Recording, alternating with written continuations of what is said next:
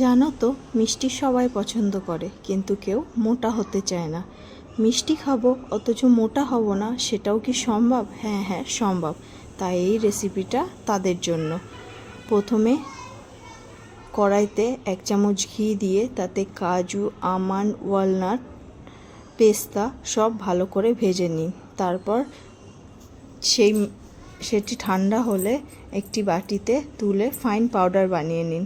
থালায় সেই পাউডারটা ঢেলে তারপর কিছুটা খেজুর বীজ ছাড়িয়ে রেখেছি আর কিছুটা কিশমিশ, সেগুলো মিক্সিং জারে দিয়ে ভালো করে পেস্ট করে নিন। দুটো পেস্ট একসাথে ঢেলে দুটো একসাথে ভালো করে মেখে নিন। মেখে ছোট ছোট লাড্ডুর আকারে শেপ দিলেই তৈরি আপনাদের ড্রাই ফ্রুট লাড্ডু। ভালো লাগলে অবশ্যই জানাবেন।